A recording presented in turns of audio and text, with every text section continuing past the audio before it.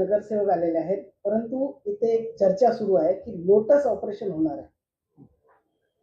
नाही, मला माहित नाही.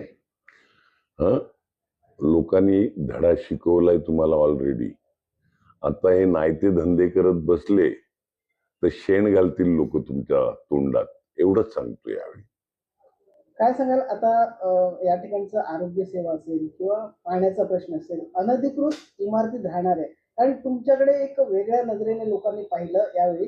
कारण ज्यावेळी विधानसभेच्या निवडणुका झाल्या त्यावेळी तुमच्या इमारती पाडणार नाही सांगून नंतर त्या पाडल्या गेल्या, त्याच्यामुळे तुमची जनतेने निवड केली आहे का, काय सांगाल?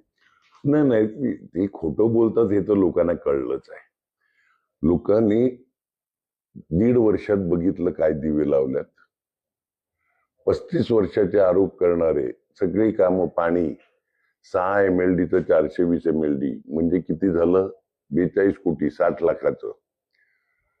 आम्ही जी पास करून ठेवल्यात जून 8ला 24 मध्ये, त्या कामाची साधी टेंडर नाही काढता आली. MMRDA हॉस्पिटल पास करून घेतलं, 25 कोटीचा चेक आला, त्याचं साधं टेंडर नाही काढता आलं. महानगरपालिकेत पैसे जमा आहेत 10 जुलै 24ला, 2 वर्ष 1.5 वर्षापूर्वी.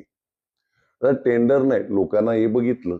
आणि हे खोटं बोलतात, सप्ता आणा भाका घेतलेला आहे तिकडे, तुमची बिल्डिंग तुटून देणार नाही. माझ्या कारकिर्दीत कधी झालेलं आहे का? लोकांना ते पण कळते, त्यामुळे विषयच नाही. आम्ही एक तर तुम्ही अनधिकृत बांधकाम होऊन देऊ नये, ते प्रशासनाचं काम आहे. आणि जी गरीब लोक तिकडे राहायला येतात त्यांना बेघर करणं हे चुकीचं आहे. तुम्ही बांधकामच होऊन देऊ नका ना का, तर लोक जातील लिगल मध्ये. तर ते कंट्रोल करू आम्ही आणि यांना दिलासा देऊ. माडामधून जो रिडेव्हलपमेंट किंवा हाऊसिंगचं झालेलं ती कामं आम्ही घेऊ. लोखंडे साहेब माडाचे CEO असताना जे पास करून घेतलेलं ती कामं आम्ही मार्गी लावू. स्वतःच सेल्फ रिडेव्हलप करायचं असेल 30, 40, 50 वर्षापूर्वीची इमारत, तर ठाणे जिल्हा बँकेतून काही सोसायटीना आम्ही ऑलरेडी दिलेलं आहे लोन, ठाणे जिल्हा बँकेतून, का त्यांनी स्वतः डेव्हलप करावी आणि त्या सोसायटीनी रिपेमेंट करावं. ते करू आम्ही. राजन नाईकने हे देखील सांगितलंय का आम्ही 1 जागेवरून 44 जागाला आलो म्हणून आम्हाला लोकांनी नाकारला नाही. नाही, मी कुठे काय बोललो, पण त्यावेळी 1 जागा होती, त्यावेळी तुमचा आमदार नव्हता, खासदार नव्हता. आज सगळे आहेत ना तुमचे, आज सगळे आहेत ना.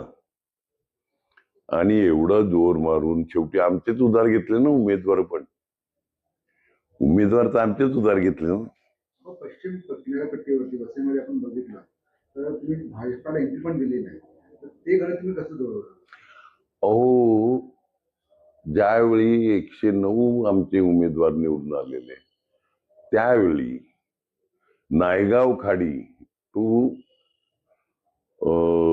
वैतरणा खाडी ह्याच्यात पश्चिमेतली एकही सीट, पश्चिम पट्टा नाही तर पश्चिमेची एकही सीट हरलो नव्हतो आम्ही. ज्या हरलो 6 सीट त्या वालीव, गोखिवरा आणि चोपारामध्ये हरलेलो. तर हा आमचा गडच आहे. हा गैरसमज आहे तुमचा काय यावेळी दिलं. गेल्या वेळीच्या बघा ना सीट, भाईंदर खाडी ते वैतरणा खाडी, सगळ्या आमच्या सीट होत्या पश्चिमेला. नालासोपारामध्ये मोठ्या प्रमाणामध्ये उत्तर भारतीय आणि परप्रांतीय लोकांना राहतात आणि ते बहुतांश कमळच्या बाजूने असतात, त्याचा फटका बसताना दिसतो आपल्याला. बसतो ना, बरोबर आहे. सिटीमध्ये पण आपण बघितलं की खूप कमळाला मानणारे वर्ग तिकडे आले. बरोबर आहे. आव्हान असतं ना की भविष्यामध्ये? नाही, आव्हानं सगळीच येतात. शेवटी काय होते, नवीन आलेल्या लोकांना आम्ही केलेली कामं लक्षात नसतात, माहीत नसतात. तर त्यामुळे ती आम्ही हळूहळू करू ना. आता आम्ही रिअल काम करणार आहे, आता रीलवर पण काम करू. रील बहादर आहेत ना. 7 वर्ष आपण प्रशासकीय राजवट होती, आता आपली सत्ता आलेली आहे, काय नक्की बदल दिसेल? 100% बदल दिसेल. लोकांच्या तक्रारीला तातडीने उत्तर दिलं जाईल. नगरसेवक चांगल्या प्रकारे काम करतील. समजा कुठे कमी पडला नगरसेवक, तर मी बसलेला आहे, क्षितिज बसलेला आहे, राजेश पाटील बसलेले आहेत, बळीराम जाधव बसलेले आहेत. आम्ही करू ते. या ठिकाणी दर निवडणुकीत पाण्याचा मुद्दा असतो, पाणी भरतं, यावरती तुम्ही काय उपाययोजना करणार आहात? कारण होल्डिंग पॉईंट अजूनपर्यंत झालेला नाही. आम्ही IIT-ला दिलेलं होल्डिंग पॉईंट शासनाने आमच्या ताब्यात दिलं तर होल्डिंग पॉईंट पण करू. आम्ही लोकांची मुक्तता होईल का पाण्यातून? करू ना. किमान कमीत कमी त्रास होईल एवढं नक्की करू. कारण असते का भरती ज्यावेळी मोठी असते, आकाश फाटलेलं असते आणि पूर्वेच्या डोंगरावरून पाणी असं सगळं एकत्रित आलं तर पाणी साठते. पण ते गेल्या वर्षी सारखं नाही, एक दिवस साठायचं जायचं. गेल्या वर्षी आम्ही नाले सफाईच केली नव्हती. आम्ही करू ना, दरवर्षी करतो. आम्ही करू. जे गरीब लोक आहेत ज्यांना पाण्याची गरज आहे पण अनधिकृत ठिकाणी राहतात त्यांच्या आम्ही अनधिकृत अधिकृत बघणार नाही. पाणी हा धर्म आहे. पाणी हा धर्म आहे माणुसकीचा. आणि पाणी सगळ्यांना मिळेल योग्य